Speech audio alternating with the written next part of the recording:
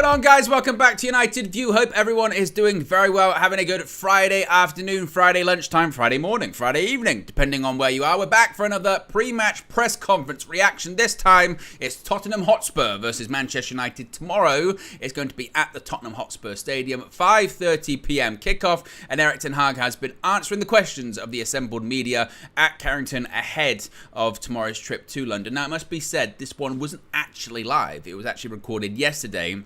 It was embargoed and, as I mentioned, came out today. So it was very short, very sharp, very sweet. In terms of newsworthy things to come out of it, a few tidbits here and there, a bit of an update when it comes to Harry Maguire, his future at Manchester United, why possibly the deal fell through to go to West Ham, even though he didn't really answer that question. Maybe the thing that people are talking about is Johnny Evans and how Johnny Evans looks like possibly he's going to be given a new Manchester United contract, a longer term Manchester United contract perhaps. Certainly they're in talks over a deal possibly to the end of the season. And again, just talking about improving the away record. So again, it wasn't too newsworthy in that essence, but still plenty of stuff to get into. So be sure to smash a like on the like button. Be sure to subscribe. Bottom right-hand corner, as always, I can see just Josh Media Graphics Guru Visual Ninja. He's in the chat with the eyeballs emoji. Yes, he's always watching. He's always watching somewhere. Joe Blackman says, there's nothing left to prove. There's nothing left to prove apart from everything to prove. That Harry Maguire quote. I mean, and this is the thing. When he said that, I don't think I've got anything to prove. Everyone said at the time, what a ridiculous thing to say. What a ridiculous thing to say. Obviously, it's going to come back to bite him. And it's already come back. I mean, it came back to bite him very, very quickly. Because this was at a time where he absolutely had stuff to prove because he was being heavily criticised for his performances, let alone now where he's not in the side. He's been linked with moves away from the club and that move has fallen through and he still absolutely is manager. Says you've got stuff to prove. So again, very strange quote all way back when. Nevertheless, as I mentioned, there's plenty of quotes, questions and responses to get into. So let's get straight into them. Starting off with, as I mentioned, this was yesterday. It was the first question to Erik ten Hag was, what is your reaction to Harry Maguire not joining West Ham? Can you explain to us what happened, etc.? Obviously, Ten Hag didn't explain specifically what happened. He's not going to come out in the press conference and say he wanted 7 million or he wanted X amount of money because he's going to be accepting a lesser deal at West Ham. Manchester United said, no, we're not going to do that. And then it completely fell through because West Ham got annoyed. They said, this is too slow. We're getting someone else. He would be telling the truth in that instance. But again, that's not what he said. What he did say was, well, that's a process. That's what I don't know. Only Harry is a player for us. I'm happy he's here. We need a good squad. We have 4 good centre-backs. With Luke Shaw, if you count him, we have 5, and we need that. We have a lot of load to cover, so I'm very happy Harry Maguire is here. He has to fight for his position, as does everyone in the squad, so we construct a squad with double positions, but we need it. Now, do you believe what Erik ten Hag is saying in that instance? To be honest, it was kind of, I expected him to finish the press conference, or to be honest, just right after that and just say, you know what? I forgot to tell you. Yeah. I lied! It kind of feels like that. Obviously, look, he's, I mean, when he says, what happened? Well, Harry's a player for us. He's contracted to Manchester United. I'm happy he's here.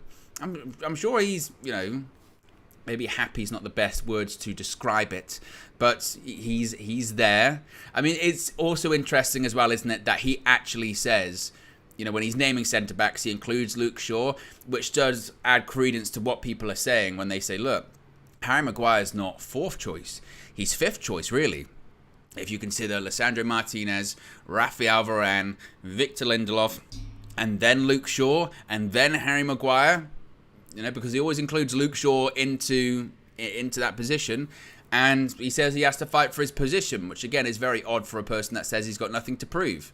And that's when I go back to those reports just a few days ago when this move had collapsed from sources close to Harry Maguire said, he thinks he's going to get a lot of play time this season.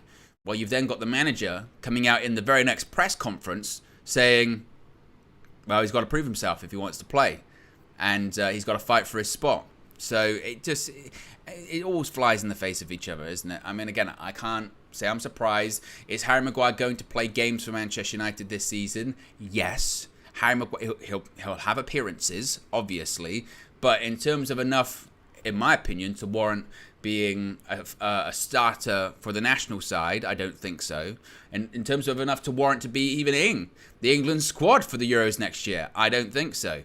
As Ten Hag said, you've got double players in double positions, but you can still be, a valuable member of the squad in a double position because you're fourth choice and you need at least 4 or 5 centre-backs in the squad as well.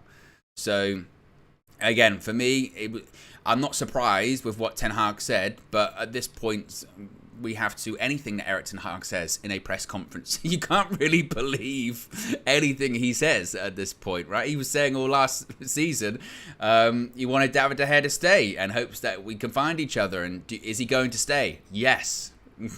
David De Gea's not here anymore, so Cristiano Ronaldo, I respect him too much, he's not here anymore. So Erik Ten Hag will say these things in press conferences. I'm very happy Harry's here. And he might think completely different. So it's very difficult to judge and do that kind of analysis, really, with what he says. Anthony with a super chat says, Evans in the Spurs match squad to send a message. Again, I don't think he'd go that far. Harry Maguire will be in the squad tomorrow. He'll be on the bench tomorrow. Do I expect him to get on? No, I don't. Even if there were issues with Lisandro Martinez's fitness, which he even explained this in the press conference, that he expects Martinez is going to be fine. Even if he wasn't fine, Victor Lindelof would start. It wouldn't be Harry Maguire. And if Victor Lindelof was hurt for whatever reason, or Varane went down with an injury, I kind of feel like it would be Luke Shaw going to centre back, and then Diogo Dalot would go to left back. That just shows how low down the pecking order he is at this point.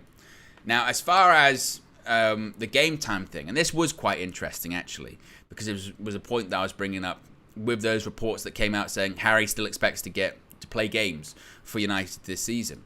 So one of the journalists asked him, what do you think? Do you think he can expect game time? Do you think he's going to get game time this season? And Ten Hag very, very bluntly, he didn't look like he didn't really appreciate the question, said, it's up to him. And that was it. And then they kind of pushed back on that and said, can you expand? He goes, well, he knows what I expect of him. And then they tried to push a little bit more. He says, well, I think after I'm here for 1 year now, you know what I expect from a centre-half, and he can do it. I told you many times before, he has the abilities to do it, so now he has to show it. It's about character, to be convinced to play that role. He has all the abilities to do it, and it's up to him when the time is there. So really, then, what you want to look at with that, so when the question's asked, can he expect game time? And he's saying, well, it's up to him. He's essentially saying there, Erik Ten Hag, that I think he can do it, but he's not performing well. He's not performing good enough. He's been rubbish, is essentially what he's saying there. So let's take a step back again with Harry Maguire. And I put myself in the position of a Harry Maguire representative, an agent, someone close to him. I start lining up these points. I go, you're not the captain anymore. He took that off you. Not for any disciplinary reasons, not because you were leaving. He took it off you because he just felt you weren't good. There were other people better suited to that role. Okay, that's off you. You're not playing. You're way down the pecking order. There is at least 3, maybe even 4 people ahead of you. One of those people ahead of you is a left back, not even actually properly a centre back. He's ahead of you in that position. Now the manager's come out in the press conference and said that you could have more game time realistically, but you're not performing to, or you're not doing what the manager wants you to do. So therefore you're not playing as well. So he doesn't think you're any good. You've got loads of people ahead of you, and he doesn't think you're doing that well anyway. What else is there to stay for? I mean, realistically, what else is there to stay for? Nothing at this point. And I myself disagree with what Ten Hag is saying there, in terms of, does he have the abilities to do what Erik Ten Hag centre-back can do? No, I think that's part of the problem with Harry Maguire, in all honesty, at Man United, is in particular with the style that Erik Ten Hag wants his centre-backs to do. I don't think Harry Maguire can do it. I don't think Harry Maguire is a terrible player, an awful player, or anything like that. That's where I think people go too far. I think people go way too far. He's a championship player at best. Well, he's not. Harry Maguire can comfortably play in the Premier League. What Harry Maguire cannot do is playing this Erik ten Hag side. A side that plays with a higher line, a side that plays out from the back. His abilities are not suited to this side. His abilities are far more suited to other sides in the Premier League. West Ham would have been perfect for him, realistically, as well. David Moyes' side, not as high a line, not as much focus on ball-playing centre-backs from the back. Absolutely, he could do that. More physical approach to the game. Perfect setup for that. Or in the case of England, sometimes he's more suited to that because when he's in a back three, there's other two ball-playing centre-backs beside him. They can kind of bail him out. Or there's, in the instance of like Kyle Walker playing as a third centre-back, he's quick. So if the ball gets played in behind, he can bail me out as well. So he's better suited to a back three. But as far as he has the abilities to do what I expect of him, I just don't see that. I don't see that at all. In all honesty. Keegan says, sorry, Owen, I disagree. There's no evidence to suggest that he plays well in the Premier League. Well, that's where I disagree. That's where I think it's kind of hyperbole, really, because there was a Premier League side in West Ham willing to pay £30 million to sign him. And if you speak to any West Ham fan, the majority of them were very, very happy with that signing and were quite excited by that signing. There's a reason United signed him in the first place from Leicester, is because he was doing all right in that Leicester side. Because again, they were suited to the game that he was playing. He's just not suited to Man United. I don't think he's good enough to play for Manchester United as well. But in particular with this Erik ten Hag system, he's not it. He's not. And as far as Erik ten Hag, again, saying that he can do it, I don't see it. Again, I don't see that. I really, really don't. So Erik ten Hag says it's up to him. He knows what I expect, but I don't think he's gonna get less game time than last season. It's kind of staggering, really. Now, obviously, with Maguire staying, the follow-up question to all of this subject matter was, now that Maguire is staying, are you not looking at a centre-back in this transfer window? Do you still need to do business? Do you still want to do business? And Ten Hag said, and this is probably the more concerning part of this, quote, our squad is covered. All the positions are covered. But yeah, of course, we are Manchester United. We are always looking for improvement. When there's the opportunity, we will strike, also in the last 2 weeks. And this, honestly, this concerns me, because this sounds a lot like kind of priming people to sort of say, look, don't be surprised if we don't sign anyone between now and the end of the window. Realistically, that was one of my biggest takeaways from this press conference is that Erik ten Hag is sitting in front of the media there, and he's getting questions about the transfer window. He's getting questions about, are you going to do any more business? And the answer wasn't a firm yes. Now, a lot of the time, he doesn't really give firm answers with this kind of stuff anyway, but it sounded like he was more leaning into, we've got a good squad. We've got people. We've got double positions. We think we can achieve what we want to achieve with these players. We can do good things, and we've got players in the positions we wanted to recruit for. It felt like that. It felt like saying, don't be surprised, basically. Don't be shocked if these incomings don't happen, realistically. And that's a worry, because if we do go to the end of the window and make 0 more signings, then it's going to be a tough, long season for us. Not in the sense of we can't qualify for the Champions League, because we still can. But as far as improving upon and expanding upon last season, that doesn't feel like that at the moment. And again, I know that it's only one game and we didn't have the best start last season, but we also signed players after our bad start last season, and they came together well and we had a decent season come the end of it. But other teams didn't have the best season last year. They've got better, and it could be tough. Thankfully, it's 5 teams going to the Champions League next season, so that's good, because we might need that extra spot in reality. But it did feel like certainly he was priming United fans watching, or maybe reading those quotes elsewhere, when he says the first line is, our squad is covered, all of the positions are covered. That's basically say, and he say, well, if there's an opportunity, we'll strike in the last 2 weeks. What opportunity, realistically? Again, that opportunity would have to be that, again, we've sold players. And at the moment, it looks like the only person that possibly could be on their way out is Donny van der Beek. That's about it. So, again, that doesn't sound ultimately super, super positive. when it comes to incomings as well. What else are people saying in the chat here at the moment? Anthony said he's not a bad player, just not suited to an Erik ten Hag system, as you say. City wanted him when we bought him. I did see, where was it? I think it was Blue Dabba Dee Dabba Die. Leicester fans were happy when they sold him. He's bang average, but not a bad player. Leicester fans were happy when they sold Harry Maguire. We paid £80 million for him, and that was in 2018.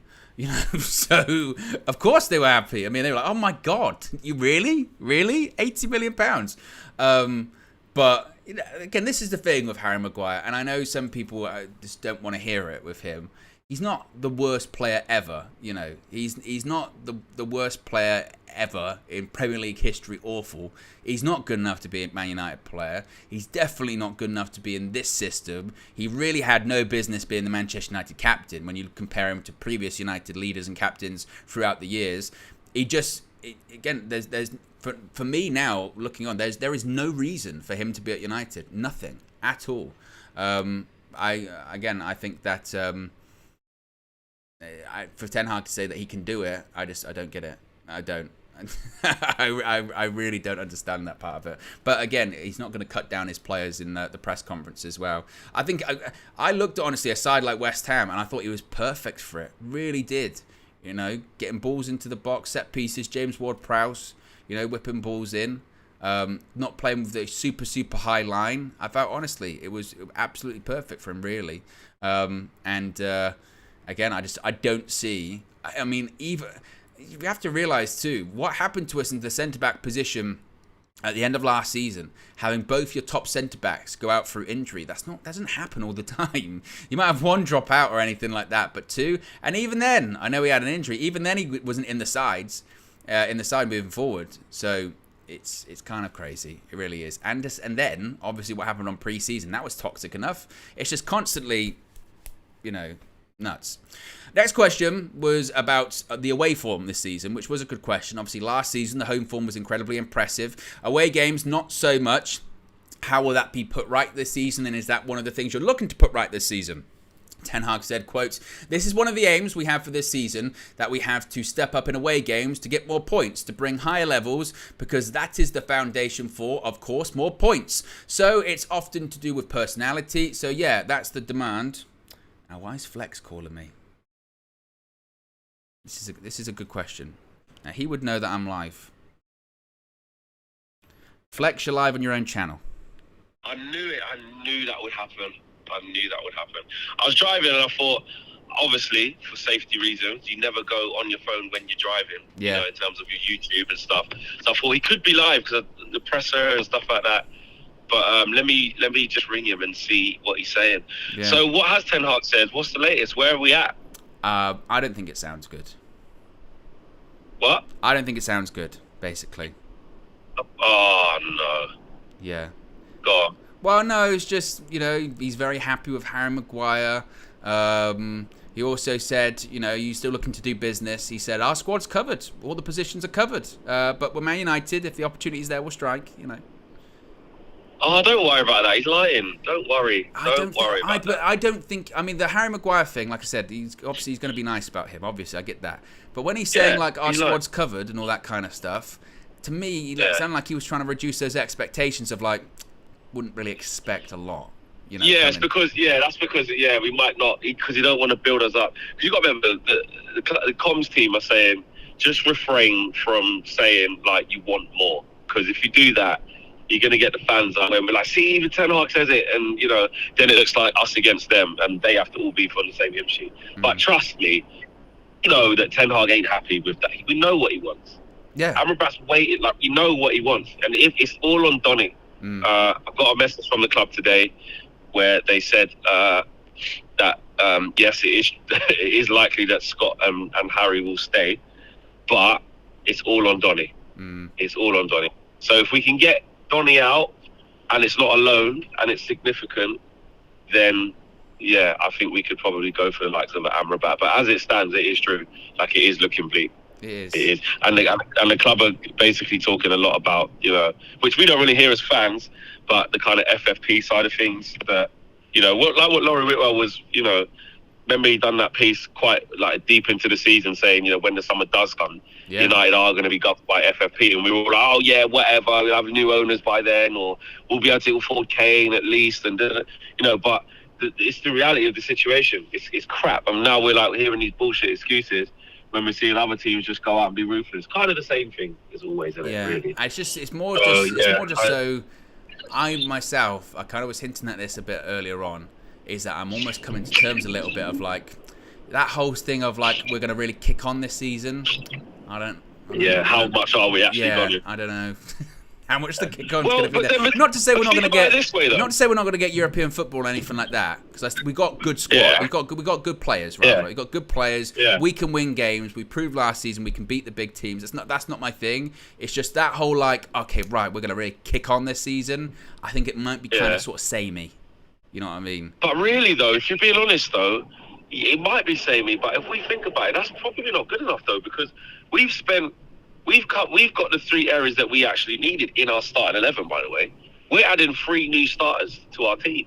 So the team should be better, as far as I'm concerned. Like, I know we still got to be patient and realistic. We shouldn't, or we can't just go, well, we're just still going to be crap. We've got 3 new starters. If that was another team who season, 3rd, new manager, cup final of another cup, and then you add 3 more starters, not prospect. I know Højlund's a prospect, but essentially he's £65 million, £64 million. Like, he's a starter once he's fit. He should be. Onana is a bona fide starter. Mount is a bona fide starter.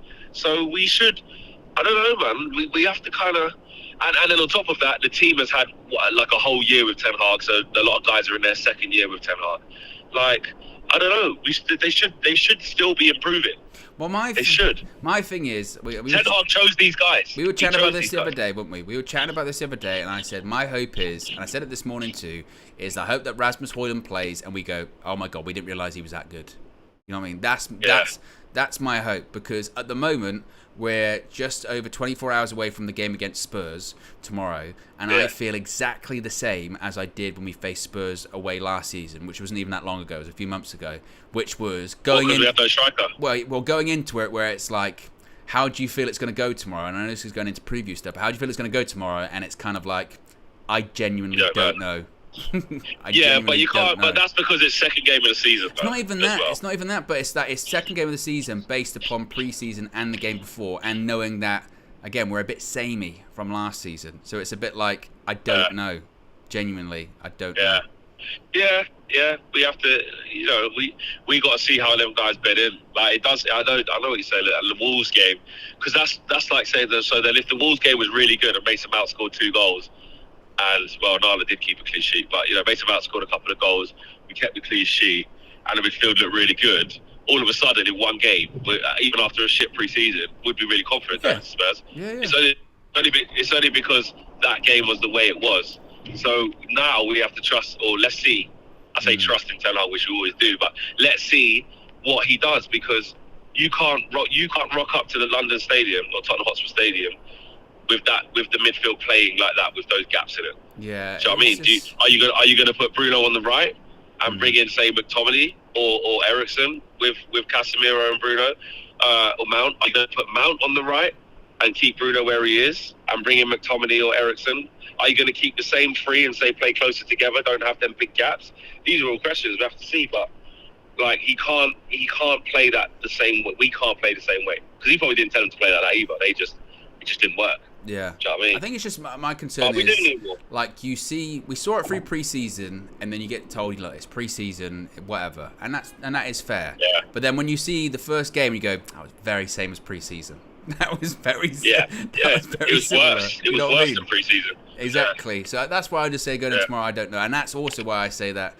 Just the way he sounded in this press conference was just a little bit like, a little bit flat. Well, no, it was just, I wouldn't expect a lot. It kind of, think when you look back on it, right, let's say 3 or 4 weeks ago, I don't think he would have been thinking like, I'm going to get asked questions of, so Maguire's staying, how's that going? So you're not going to get in another centre-back then, or you don't think any more signings, is that going to happen, all that kind of stuff?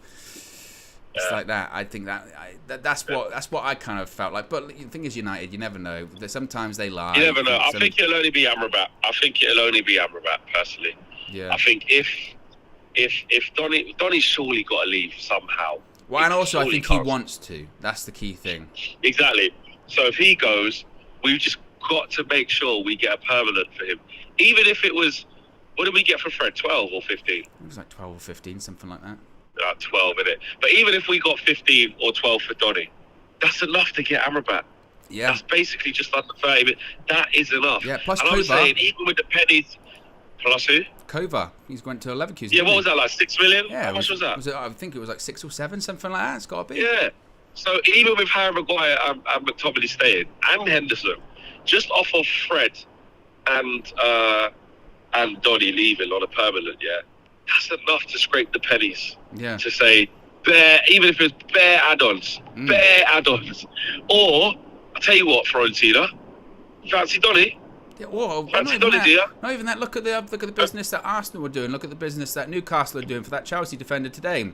My FFP's tight. We can't do that money now. Yeah, 3 million up front. We'll give you a loan, and then we'll put an obligation on at the end of it. You know. Exactly. I mean, that depends on how strict Fiorentina are. You know, it depends how they might say that's not enough. Right now, we can't do it. Like, you need them to say yes. But exactly, let's show that we can fucking be creative or imaginative in what we're doing. Newcastle ended up spending net 100 million. Yeah. Because of who they sold. They sold St. Maximin for 25 million, and have basically been creative about Lewis Hall cost them 23 point whatever, or 28 plus add-ons. So, and then they bought Tonali for 50 and Harvey Barnes for whatever they got him for. They're being creative. That's Newcastle. They've only just got to the table with the big boys. And they said the same thing. And they're being creative, and they got less money to spend. They said the same thing, didn't they, this season? They said, look, FFP, we're a bit tight because we spent all that money to stay in the league a couple of years ago. Exactly.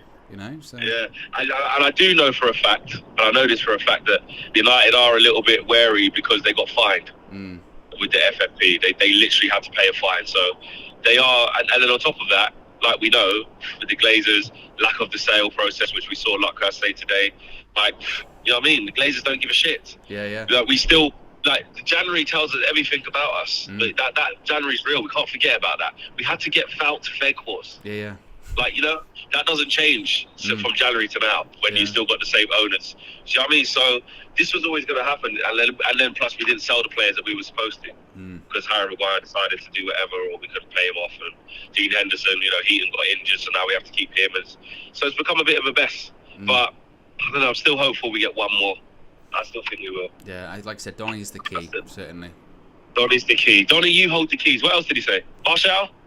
It wasn't asked about that. As always is the case, a lot of the time the best stuff comes in the embargo bit later on. Oh, yeah. So there's nothing really, anything juicy from the first bit? Probably the biggest, juiciest thing is that they're chatting to Johnny Evans about a contract. He did say that. Oh, I knew that would happen. He said, we're chatting to him, and, they said, oh, was there interest there? And he said, well, we wouldn't be talking to him if I wasn't interested. He signed it. He's going to get a year's deal. I'll tell you that for free. He's going to get a year's deal. Surely. Oh, by the way, guys, I kind of forgot we were live. Big up to all of you lot. Yeah. Smash the likes. Hit the subscribe button and all that. Sorry to just call in and take over the show. Sorry, guys. Yeah, well, no. It's always a pleasure. Big up the comments. It's always a pleasure, as always. I can't see any of the comments right now. Could be absolutely rinsing me. Yeah. But big up to all of you. Well, they said that you sound like you got a cold. Oh, I proper do. Yeah, I'm bunged up at the moment. I am talking through the Bluetooth from the car thing, but also I have got a cold. Yeah. Need some Lemsip, some rest. Yeah. He's got what is probably the 2 or 3 week delayed USA cold post tour. Oh, absolutely. Every time that there's a preseason tour, Flex always gets ill when he gets home. Yeah. Every single time. Yeah, man. Because it's just the sheer amount of running around, time zones, traveling, going on this plane, that plane, different air cons, heat, temperature. Oh, it's just bad. Then you get back here, you just straight back at it. So, yeah, I am a bit under the weather, but doesn't stop us, does it? Doesn't stop us, mate. It does not. It does not. Yeah, it does not. So, yeah. Well, I thought I'd give my 10 pence. Yes. Unless there's anything else I need to know about it, Tanark says. I don't think so. No? Okay. Well, look out for later on this evening, guys. Me and Owen will be previewing the game. We will. For Spurs as well. So, yeah, I'll see you guys then. Yes. Big up, Flex. Big up, big up. Peace. Oh, look at that. Nice little cameo. I'll be interested in what he actually called me for as well. I'll have to call him again once I finish this. Now I'll be like, by the way, Flex, what did you actually need? So there you go. Where were we? Oh yes, home form and away form. So kind of what we were saying on the phone to Flex just then actually was that obviously that's a big thing we have to improve this season. Myself personally, I don't know what to expect tomorrow. I think we could really lay down a marker of, oh yeah, we actually have developed and we have improved from last season if we pick up a big away win. I know Spurs aren't the Spurs of having Harry Kane around and all that kind of stuff, but it's Ange Postecoglou's first game in front of a crowd that very much is aware that they're going in a different direction and you know, in a new era, as it were. So it's going to be difficult. It's going to be tough. So hopefully we're going to have to get that away win and just, you know, put that to bed or anything like that. The next question was about any injury issues or team news. He was asked about the friendly that was this week as well. They had a behind closed doors game against Everton, which he said was very helpful. The preseason we had wasn't 6 weeks, it was about 4 or 5 weeks, so we need such games to get up to speed. He was also asked about Lisandro Martinez. Of course, he came off at half-time against Wolves on Monday. The question was, is he available? Ten Hag said, quote, he was just in training. That was yesterday, on Thursday. So I think so, yeah. So it looks like Martinez is going to be playing, you would assume, starting. There was a bit of a miscommunication, wasn't there, about Martinez and perhaps the reason why he got taken off. Some assumed it was because of the booking and he was running a bit or flying a bit close to the sun when it came to some of the tackles he was putting in and all this kind of stuff. But then Rafael Varane after the game did say that it was a concern that maybe he had like an ankle ligament problem or something like that. But it looks like he's fine. So Martinez, most likely one would think, is going to be starting tomorrow as well. How many likes are we currently on at the moment? We currently have nearly 1,000 people watching, just under. Only 154 likes. If you haven't already, click the like button and be sure to subscribe as well. As you can see, top right hand corner, we only hit 150k the other day. So to be at 150 and 174 now is unbelievable. So really appreciate that. Really appreciate all the new subscribers recently. It's fantastic. Welcome if you are a new subscriber as well. So this was another question about transfers and all that kind of stuff, and it was, are you happy with the squad then? If you want to go in the market, is that kind of dependent on players leaving? And Ten Hag said, as I said, we are always looking for opportunities, but I think we have a good squad. With this squad, we are convinced we can go for our targets. I mean, he has to be careful, certainly, doesn't he? Because he has to, if you come across desperate, and selling clubs know that you're desperate, and they know that you need to sell because you need to get these other deals over the line, then suddenly these clubs that you're negotiating with can just say, look, I know you're really desperate, so we want this player for under his actual value. So he's not going to come out and say, you know, look, we're going to... yes, we're really, you know, we can only buy people if we can sell or anything like that, because, for instance, if they're negotiating a Donny van de Beek transfer to, let's say, Ajax will know that and they'll start trying to undersell us a little bit. So that's what he's going to say, really. But I'm sure in this instance, you know, again, he's not telling the proper truth, really, is he? Because, you know, with this squad, is he convinced that they can go for their targets? Well, it depends what their targets are. I mean, Ten Hag always talks about winning trophies. As far as, is this squad good enough to win the league? It's not. This squad is not good enough to win the Premier League. I think if you think that they are, I would love to know why you think that is. But it's not good enough to win the Premier League. Is it good enough to win a trophy like we did last season? Sure, why not? I mean, like I said, cup football, tournament football is always very, very weird. It's not always the best team that wins a tournament in cup football. We've seen that in the past with the Champions League, with FA Cups, Carabao Cups, with European Championships, right? You had a team like Greece win the Euros in 2004. They weren't the best team in the tournament, but again, it depends on the match, it depends on the draw and all that kind of stuff. So can we win a trophy? Sure, we can win a trophy. Can we win the league? No. Can we win? Can we qualify for the Champions League next season? I think that would be the aim for this season. It just kind of feels like, doesn't it, that it's kind of, and maybe this is a bit too early to be saying this, but it's kind of a feeling of, let's just get through this season. You know, let's get through this season. Let's once again qualify for the Champions League, and hopefully these issues above us, i.e., the Glazer situation, will be resolved. But I think that's very hopeful at this point. As time goes on, it feels like it's less and less likely that a takeover actually is going to happen, realistically, isn't it?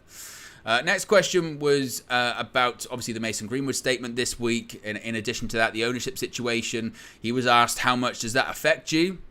And Ten Hag said, we are focusing on the way we play and on performance. What matters are the players that are currently available. We're focusing on Tottenham. Now, which I'm sure is partially true. That's all he can really do and affect, I suppose, at the moment, is the game tomorrow and preparing the squad for that. But I think it's obvious that lots of these different issues would be affecting Erik ten Hag. How couldn't they be? Particularly with the ownership situation at the moment, he would be possibly in a completely different situation if the club had been sold. Remember when they said it was going to be done by Easter? If the club had been sold by then, we'd be looking at a totally situation right now. Maybe not so much from an FFP point of view. There'd be about £50 million added on to the budget, they said. But that's enough to go get a couple of players at the moment. So he might be looking at a couple of extra players. I think he would also be looking at better planning for the future. He would know more about the future and his plans for the future, certainly, wouldn't he? And obviously, in the day-to-day stuff, it doesn't affect how he picks the team or plans the team, but it's about long-term strategy, isn't it? Of course, it would affect him. But again, also, what's he going to say? Is he going to come out and say, "Yeah, it's terrible. I can barely do my job because of it"? He's not going to say that, certainly, is it? He was also then asked about, obviously, your job is preparing for Spurs, but obviously several of the Manchester United women's team are involved in the Women's World Cup final at the weekend, of course, part of the England team. He was asked about that. Ten Hag said it's great that a Dutch manager is doing a great job. Obviously, Sarina Wiegman, the England manager. So I'm very proud of her, coming from the Dutch school. Of course, I'm a supporter and fan of the England women's team. I cross my fingers and hope they can return with the World Cup. Indeed, so do I. I'll be watching the game. I watched the semi-final the other day against Australia. It was excellent, actually. Really, really good game and really impressive performance. I mean, it's not easy in a major cup competition, international competition, to be the team playing against the host nations in such a high-profile game, or the host nation in a high-profile game. It's very, very challenging. And England, I thought, were terrific. I think they were so good that I think there is a real discussion point of whether do you bring James back in? I know she's kind of like, a centerpiece kind of figure for that England team, but again, I thought England were superb against Australia. Even so, after it did go to 1-1, Sam Kerr scored a fantastic goal. Straight after that, they go up the other end and score. And they managed the game so well. And it goes to show, certainly in tournament football sometime, it's about peaking at the right time. They got fortunate in a couple of games there against, say, like Nigeria when they went down to 10 on the pitch. But they peaked at the right time, and that probably was their best performance against Australia too. So it's going to be a really, really fascinating game. And here's hoping, to be European champions and then world champions as well. Absolutely incredible. Absolutely. I know that Minna's doing a watch along on her channel, so be sure to check her out. I think links in the video description for her channel. She's been covering the whole thing, actually. So, yes, be sure to check out Minna's channel about that. Certainly, again, I'll be watching, no doubt about it. And then finally, the question was about Johnny Evans. As I mentioned, one of the more, headline things coming out of this press conference was Johnny Evans. What do you see happening with him?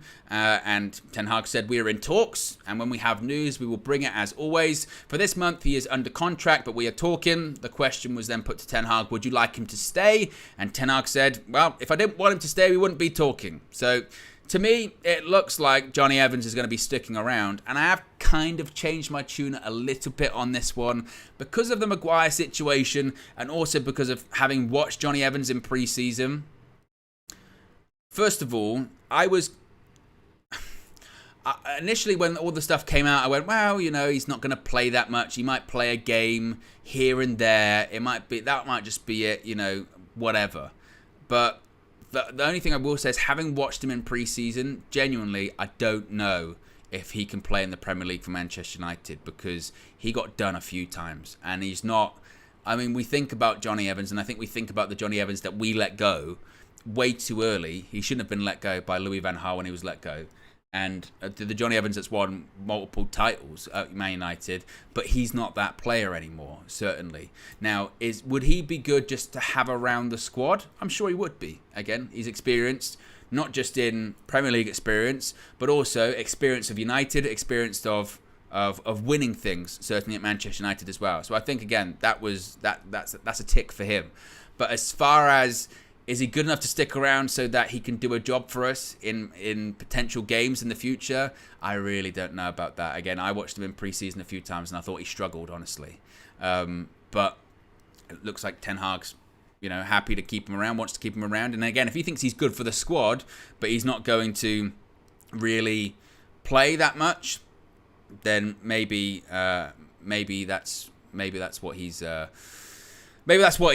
looking for in that instance. Maybe it's a bit of a Scott Carson kind of situation whereby he doesn't play, but he's good to have around sort of thing. So time will tell what happens with Johnny Evans, certainly too. But there you go, guys. That was the latest press conference reaction. As I mentioned, there will be a preview coming up later today. Flex and myself will be previewing, breaking down the trip to the Tottenham Hotspur Stadium tomorrow. Of course, tomorrow is match day. It is game day. So there's going to be all of the match day experience that you love here at United View. There's going to be road trips. There's going to be match views, full-time views as well. It's going to be after the game, full-time view. If you not familiar or you don't know what it is, of course, it's where you can call in, have your say. If you're a member, though, only the members are allowed to call in. Obviously, everyone can watch it. It's available to everyone, but only the members can call in. So if you do wish to join the members club and possibly call in, links in the video description. You get your badges, your emojis, your exclusive members-only content, as well as you can call into the full-time view after the game too. Plus, you get all of the fan views after the game as well.